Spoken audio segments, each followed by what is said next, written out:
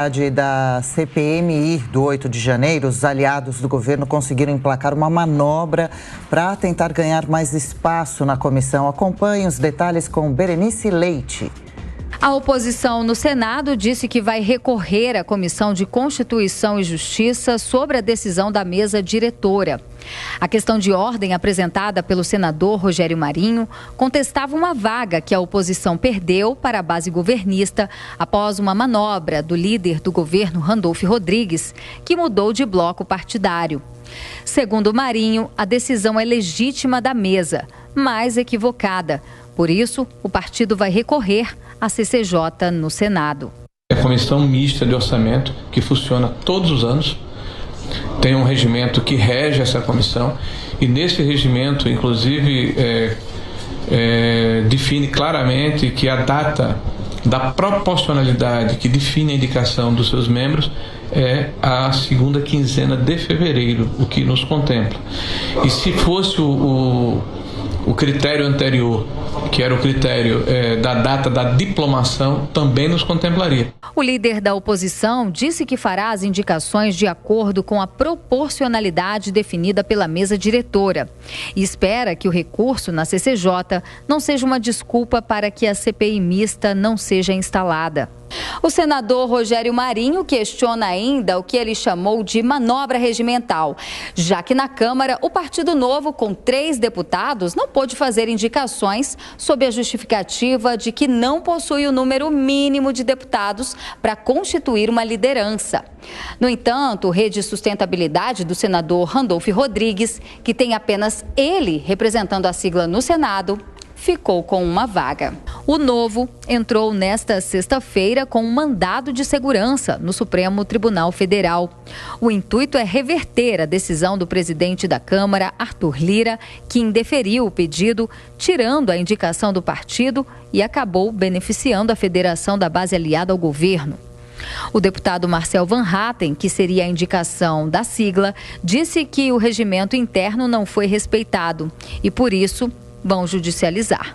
Desde o desrespeito ao regimento interno do Congresso Nacional, que é muito claro, é expresso sobre a vaga do rodízio que é destinado para a minoria, até a própria Constituição, que também estabelece que uma comissão parlamentar mista de inquérito é um instrumento justamente para podermos investigar sem a pressão das maiorias. Por isso, ingressamos com um mandado de segurança no Supremo Tribunal Federal e esperamos agora que a justiça seja feita. Oposição e governistas disputam cada vaga dentro do colegiado, visando formar maioria para ter a presidência da comissão. Ao todo, 32 membros compõem a CPMI. Desses, 12 senadores são da base aliada ao governo e 9 cadeiras devem ficar com a oposição. O restante deve se dividir entre partidos que se consideram mais independentes. Mesmo a ala governista sinalizando ser maioria no colegiado, a oposição não deve fazer acordo e pretende lançar o nome de Eduardo Girão para concorrer à eleição da presidência. De Brasília, Berenice Leite. Zé Maria Trindade, um dos principais assuntos, certamente na capital federal, é a CPMI do 8 de janeiro. Ela vai acontecer e deve ter quais efeitos, hein, Zé? Pois é, essas decisões aí de não participação do Novo, né, são decisões importantes, porque elas remetem aí a outras participações. O Novo não terá nem liderança no Congresso Nacional, porque não atingiu a cláusula de barreiras.